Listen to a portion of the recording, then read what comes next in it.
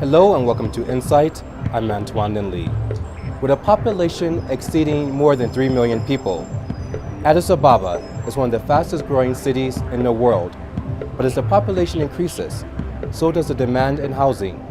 Stay with us for a closer look at real estate in Ethiopia's capital. Insight is brought to you by our proud partners. Coca-Cola, open happiness.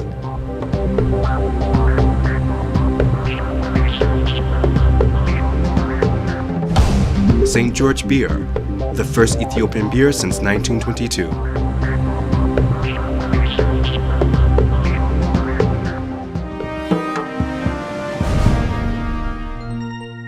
Today's program is brought to you by Mega Paints from DH Geta.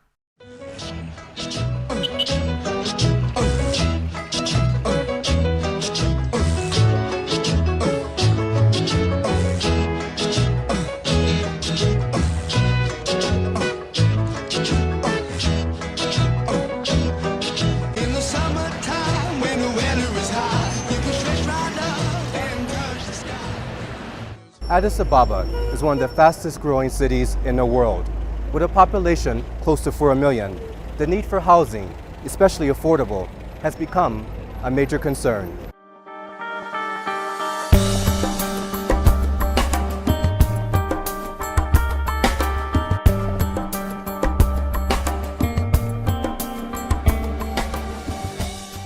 This was once a village, cluttered with homes, often overcrowded and lacking clean and proper sanitation. But the government, as well as the city administration, took a bold move to demolish such areas and provide modern, subsidized housing.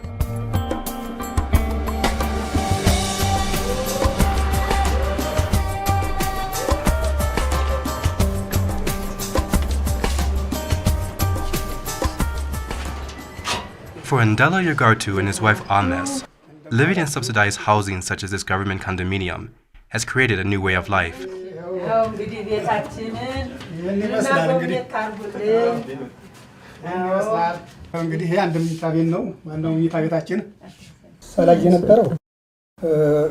በግቢ ውስጥ የሆኑ ከብቶች ነበሩ እነሱ ይረብሹ ነበር ሽታ ምናምን ነበረው ሁለተኛ አካባቢው ጭቃ ነበር ያንን አስወግዱልን ዛሬ በጸዳ ቦታ ላይ መኖር ራሱ በጣም ትልቅ ነገር ነው ወጣ ብለን የምናየው ጥሩ ነገር ነው እዚህ ብዙ ድካም አለው በርግጥ እዚያ ብዙ እንደክማለን ኩሽና ነው የምንሰራው ጭስ አለ ምን አለ ዝናብ አለ የሽንት ቤት ፍሳሽ አለው ምን ነበረውና አሁን ከዚያ ሁሉ ተወግዶ ጥሩ ኑሮ ነው እዚህ የምንኖር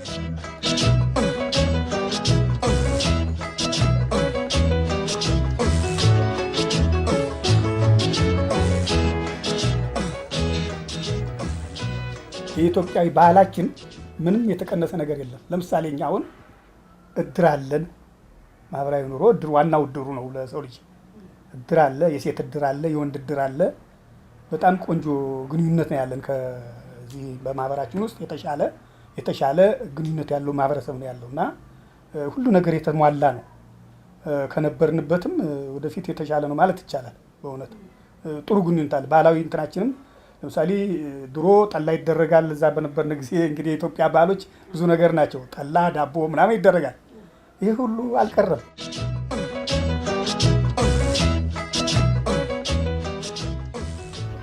With the vision of providing homes that were affordable and of quality, Flintstone Homes stepped into the market back in 2008. When we started, there was a lot of problems that we faced. The first thing is there were no buyers, really, because the prices that were being offered at the time were too high compared to the capacity to afford the capacity afforded by the public at large. So we had to go back to the drawing board.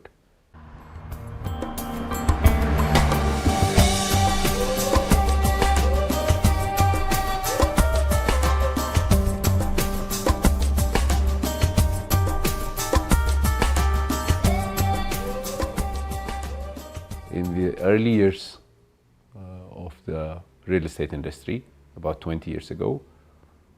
Pioneers like Ayat were very crucial in jump-starting the economy, as much as they were very instrumental in starting such a very lucrative business. There were also happenings which led to opportunities for malpractice, and a lot of customers had parted with years of their savings with nothing to show for it. And that kind of irritated me and my colleagues as a whole, and we've been looking for opportunities to start the real estate, to get into the real estate and try to correct things as much as we can. And what are the main risks going into real estate?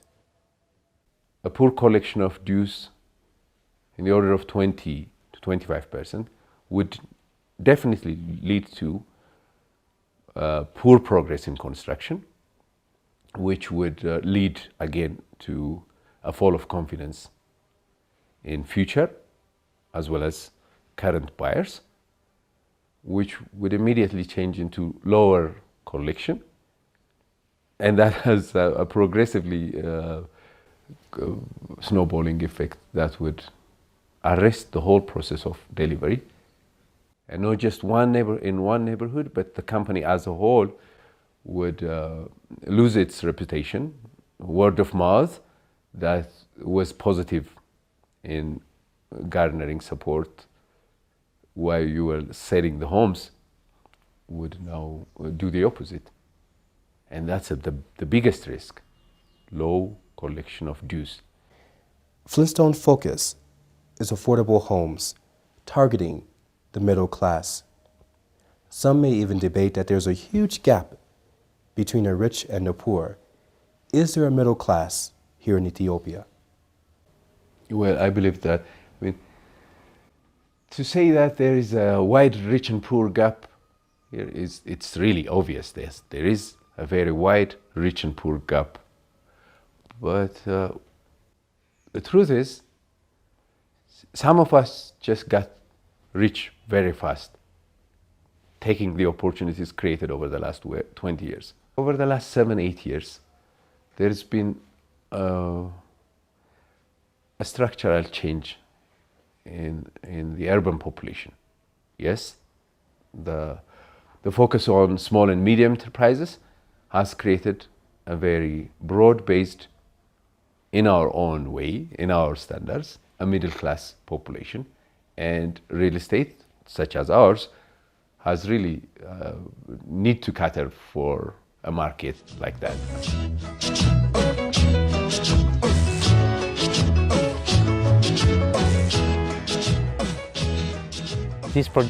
In this project we have accommodated almost 600 families, and from all those 600 customers, around 500 customers are those who belong in the condos and the shops, and the remaining 100 customers are in the townhouses and the villas. And we delivered this site in the last June 13 in 2012.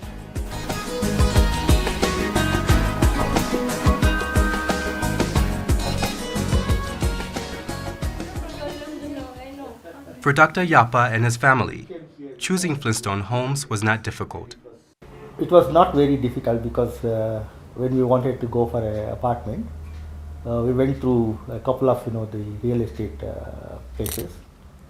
The reason is that we wanted to get an apartment as early as possible because we came from India in December, so we wanted to have it within a matter of 6 months.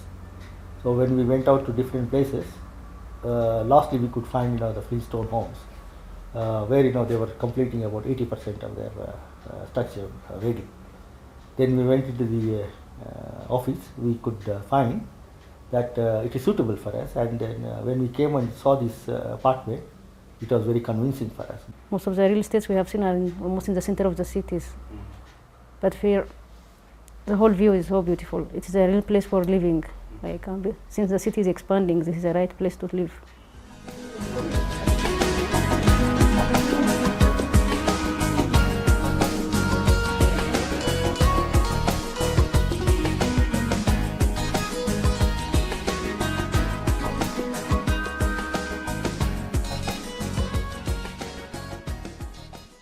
the foremost thing in a man's life to possess a house by himself, like marrying, a marriage, having the children, and having a house. Nothing like that. Especially for them, it is in their blood. Having a home. Having a home. Yeah. Having my own home. Amsala Toshoma is not a first-time homeowner, but for the first time, she feels a sense of community and comfort. My house was alone, built alone, and whenever I go out, I have to look. I have to hire a guard because you cannot lock your house and go without anybody keeping your house. In case of this community, this Flintstone homes, I can go for a week. Why not months? I'm not worrying about anything because everybody's around here. They are watching my house. They are my friends. That's the best thing I like about Flintstone homes.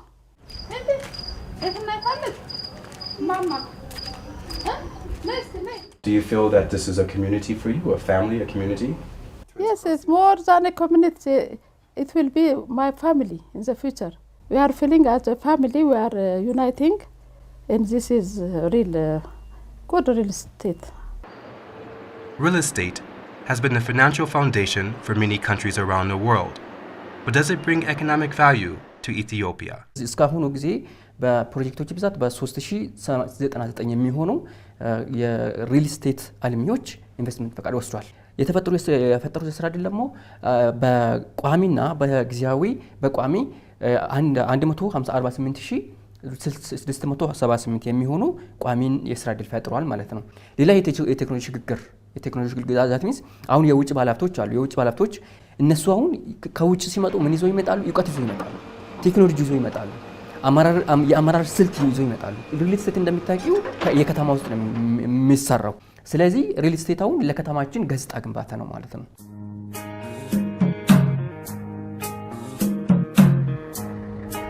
Beyond the walls of this gated community is high-end luxury living, catering to Ethiopia's affluent and well-off.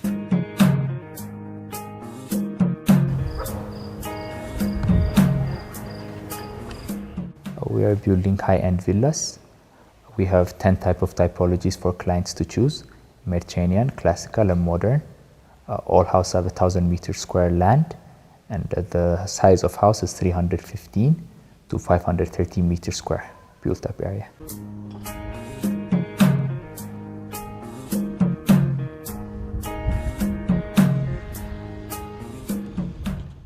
Our market is mainly composed of the middle high income and high income groups of Ethiopians who live here and who live abroad.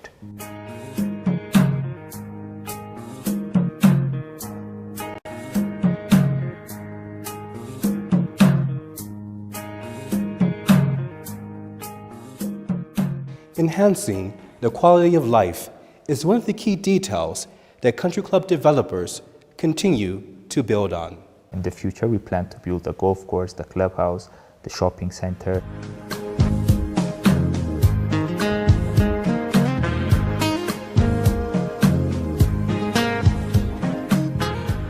This kind of buildings was shared by the CCD real estate developers. And initially, it looked not as such achievable. Through time, it was 6 years ago, at a really very, very low price, we were offered to be part of this venture. And it has really materialized beyond what we expected.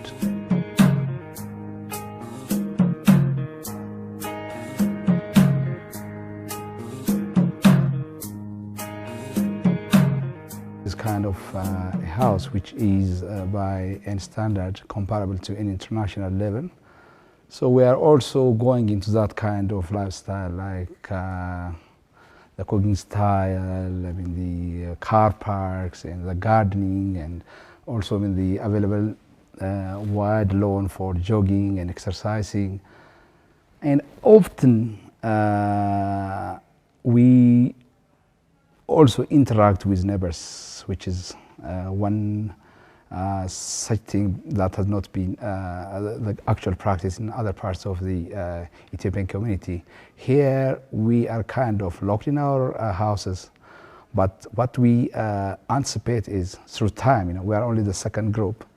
I think this is being worked on. We have already elected committees which handle the social affairs. Hopefully this will be taken care of too.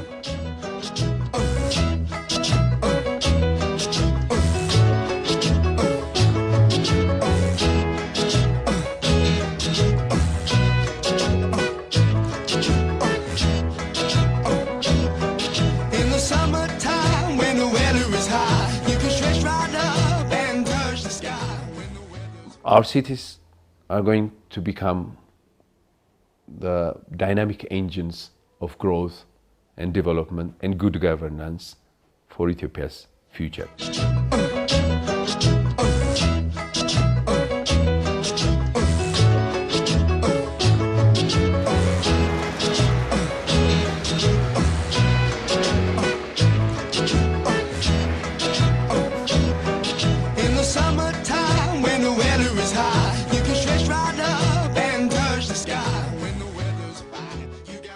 This concludes our program. I'm Antoine Lindley, and from all of us from Insight, thanks for watching.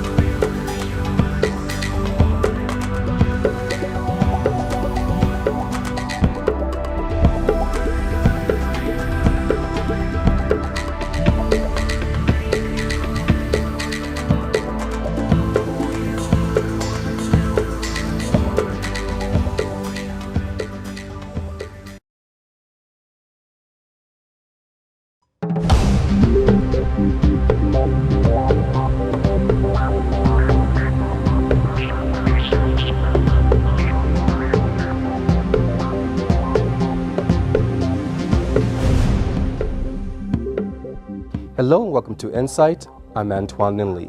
One person can make a difference. And in Ethiopia, that person is Dr. Malalam Gassessa.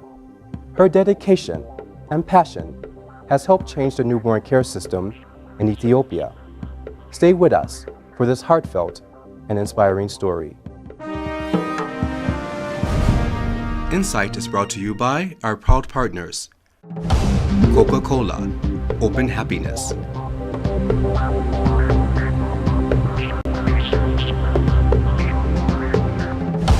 St. George Beer, the first Ethiopian beer since 1922.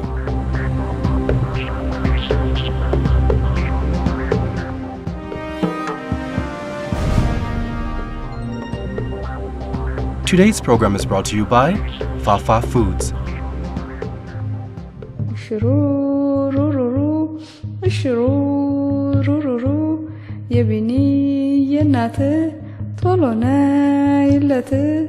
ዳቦን ባህያ ወተቱን በጉያ ይዘሽለት ነይ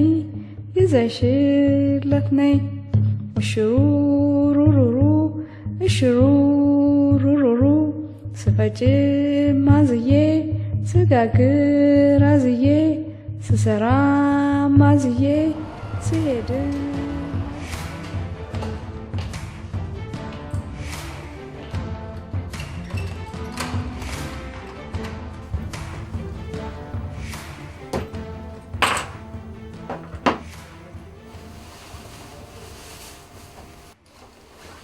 Meet Dr. Malalam Gassessa, Ethiopia's first neonatologist. It is 8:30 Saturday morning. Each day is a new day for her.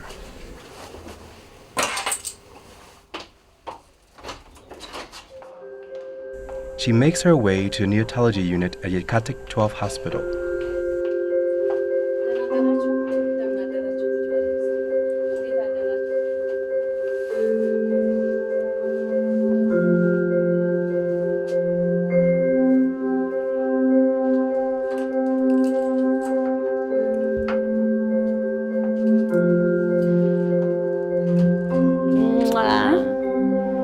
ያው መጣሁ ከታች ድረስ ደህና አደራችሁ ወይ?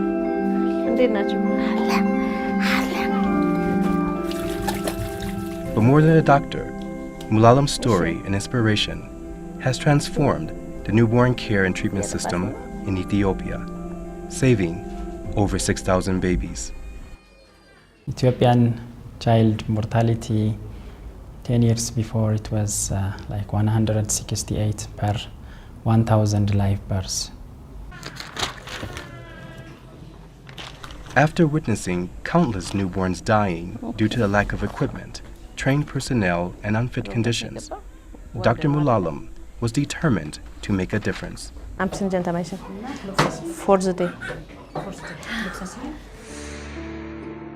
Mulalam's story begins with her childhood. Born in a family of 7, her father, a health officer in the military, was the greatest influence in her life. I remember one day he told me that I want just to be a doctor, and I said, no, I don't like blood. So I shouted, but he said, no, you should, like father, he told me. Even my brother and my sister, they remember. So I want to make her a doctor. He was telling me that. At the age of 14, my father died. And then because of that, we three, with my sister and my brother, went to Cuba. So I was 10th grade there. Mulalam and other military children who faced the same circumstances were given a chance to go to Cuba to study. Everybody doesn't know the language, the culture. Was very difficult to get it. Even as you know, in Ethiopia, what we eat is another thing. So when we're there, even the climate is very hot. Mulalam's desire was to study engineering, but what her country needed most was doctors. My interest was to be an engineer. So they told us to choose 3. And I said, engineer, 3. But they said no. What we lack is doctors in Ethiopia. She went on to become a general practitioner, but in returning back to Ethiopia, she faced challenges. In fact, it was very difficult because in the first place, as you know, facility delivery in our country is very low. Even now, it is not 10% total if you see. The other thing, there was no awareness, imagine. And then the newborn, maybe they can die at home. You don't even count. So maybe if they are delivering in the facility, so if there is a problem, they will be referred to Black Lion Hospital. And then imagine, hypothermia is very difficult. Even you have another problem, but with hypothermia that can be exaggerated and deteriorated. So they can die easily.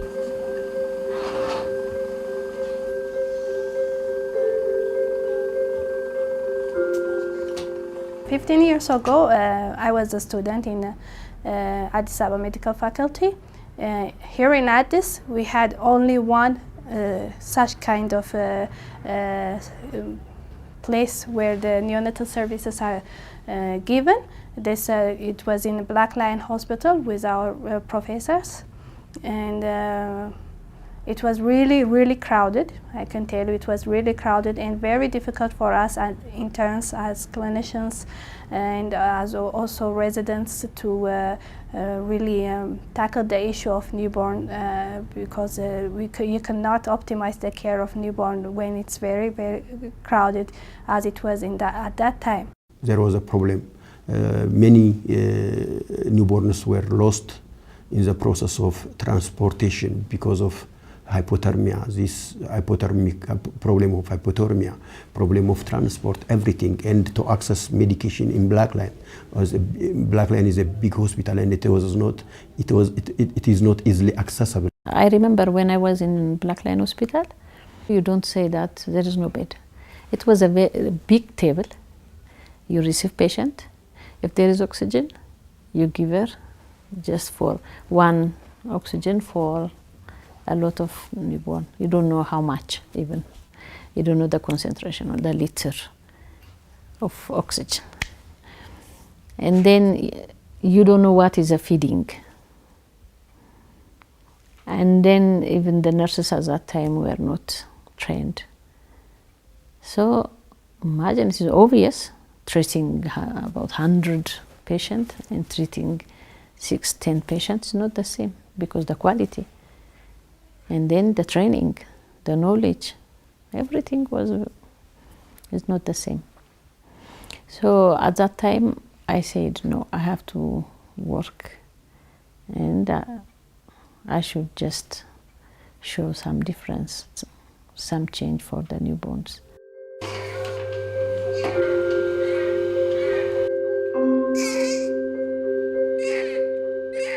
She went back to Cuba and became specialized in neonatology, but she encountered more obstacles in returning back home to Ethiopia. It was very difficult when I went there and just to study neonatology. I know what challenge it will wait for me. So my teachers, my professors, always I say that there is no this in Ethiopia. Imagine, no hospital, no equipment, no neonatologist. So I don't know how can I work in Ethiopia. So I came here. I was prepared when I came, and I came here. It was very difficult to arrange everything. She started just with one room at that time, and there were no trained staff for newborn care at that time, so she had to start it from scratch.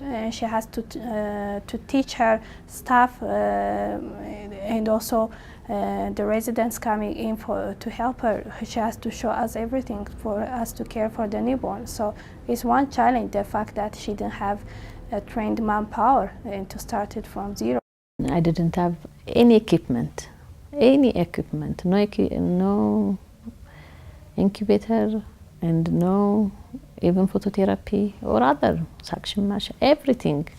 So I start to, at least, to prevent hypothermia, to treat sepsis, and then to follow the asphyxiated patient, which doesn't need any other equipment, only treatment. So I got a heater because the hospital bought for me about 2 heaters, and then 3 bed already. And then I start to start medications and others. So I started in that position. Another challenge was the mindset on how society perceived newborns. See, even the mothers, if newborn died, so they said disappeared. They don't say died, because it's not a human being. You see, newborn is not a human being yet. He's not breathing well. He's like blood. You see, so undermined.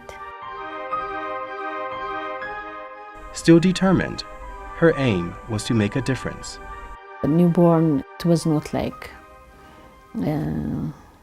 one division, important division, no. It was the neglected part. So just to talk about neonatology, what is that? You see? So what is that? What do you do? Why? How? For example, you don't have equipment, so to say just buy this one and buy, even why? You don't need it. Because there was no knowledge. Nobody knows why I use this one for neonatology, why? And then I need a nurse. Why? With 2, 3, it's enough. No, it's not the same, because it's hardship. they don't breathe. They should just be observed with a nurse. No, no, no. So many challenges with the treatment, with equipment, with training, with expanding. Daily, they were a challenge. I have to face a lot of problem. But usually you shouldn't stop, because being that determination is a result. Seeking for help, various organizations were invited to take a look at the conditions and the needs. They come to Yekati Hospital, they say, oh, they cry, and sometimes they don't come back.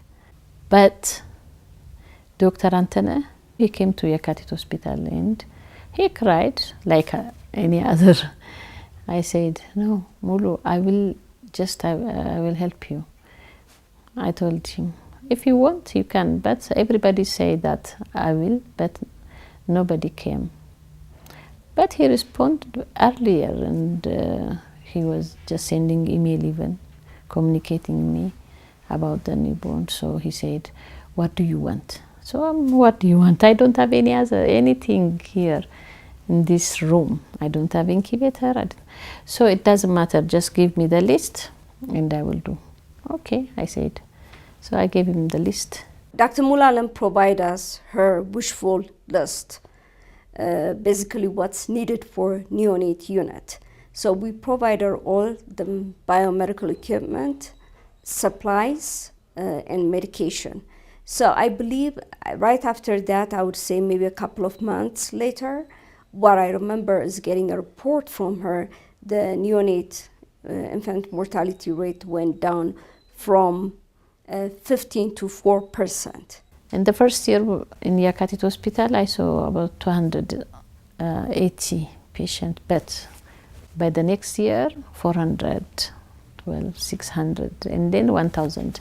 Now we are seeing patients more than 1,000. The other interesting story, what she told me is, before she set up this neonate, while she was having one incubator and one phototherapy, mothers, they will come and deliver and never waited for their baby. They believed the baby will be dead, so they just went home. But now mothers are waiting to get their babies.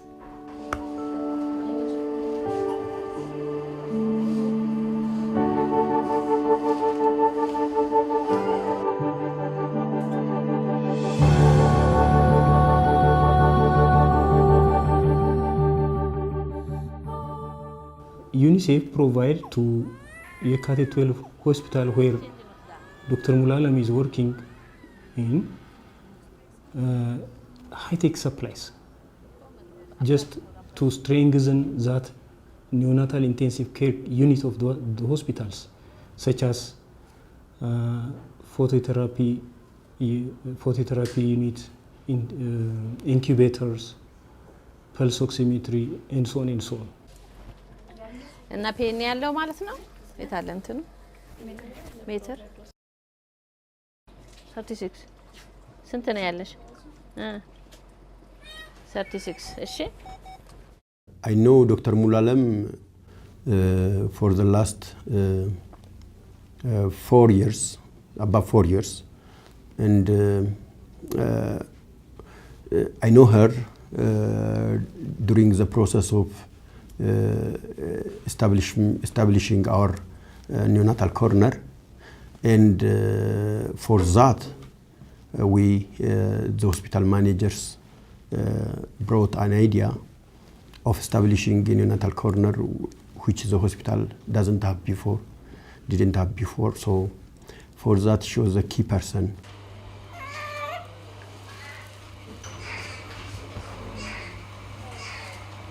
We established our neonatal corner in 2008 with 15 beds, 7 nurses, 2 health officers, and 1 doctor. She brought even the doctor herself, negotiated with the doctor, and she gave training, and she came here. 2 doctors at that time. So it is her effort that this Gandhi Memorial Hospital neonatal corner was materialized. She's exceptional. We are working for salaries and with a little amount of humanity. But the more seen in Dr. Mulalem is the humanity. She paid for others, for cleaners, for porters, just to support her work. That's exceptional. The fact that she was able to expand the newborn unit in the different hospitals, I really can see the impact of the expansion.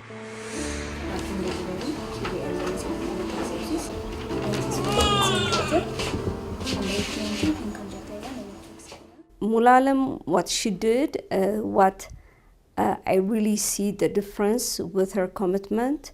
She liked to spread her knowledge. She trained nurses and doctors, and she wrote a couple of, I wouldn't say a book, maybe a procedure books, a mini one. And every time when I have a conversation with her, she's out of town doing some kind of a training, developing a policy and procedure. So she's really, really committed to make a difference. She has been, giving training for more than 100 nurses who are working in the Addis Ababa different hospitals. So when she communicates with us, we start this training, to give to the other regional hospitals. It doesn't matter. Good. They saw even now how the change, but still we have to work a lot. So now I at least about 27 facilities are opened. In addition to that, even the private in Addis Ababa and other, they are attending newborns. Concerning the neonatal health, which is one of our priority, we are now taking the lead and also coordinating activities in the region and giving trainings in the preparation of training manual and also incorporating those trainings in the curriculum as it's separate. So we are playing, as a leading role in the neonatal aspect.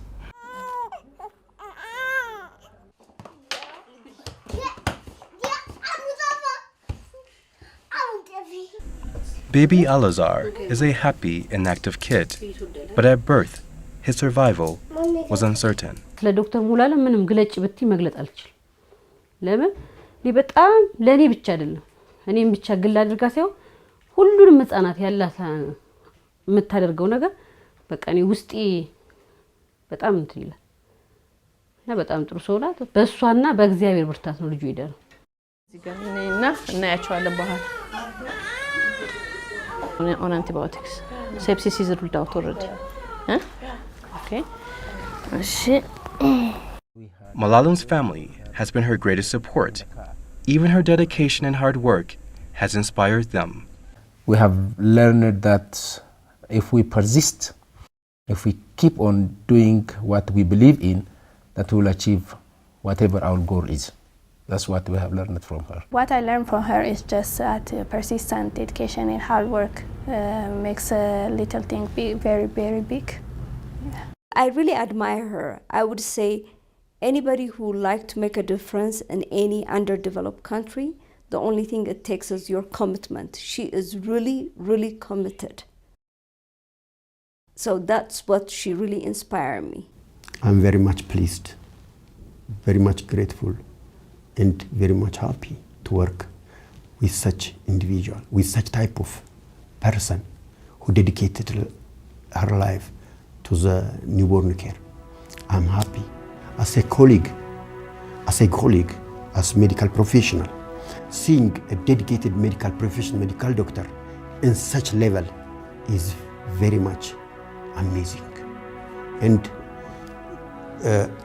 in the establishment of all newborns corner in the nation, directly or indirectly, there is her touch. There is her contribution. song can spark a moment. One flower can wake the dream. One tree can start a forest, and one bird can herald spring. One smile begins a friendship. One hand clasp lifts a soul. One star can guide a ship at sea. One word can frame the goal. One vote can change a nation. One sunbeam lights a room. One candle wipes out darkness.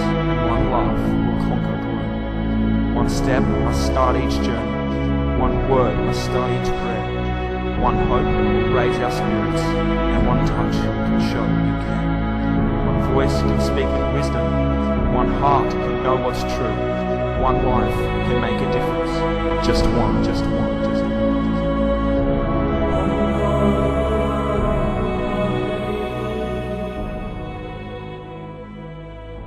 I don't know when I will be in 60 or 80, what can I do, but still I feel young for work. I have a lot of plan if I will survive. If God give me some time, so I have a lot to do.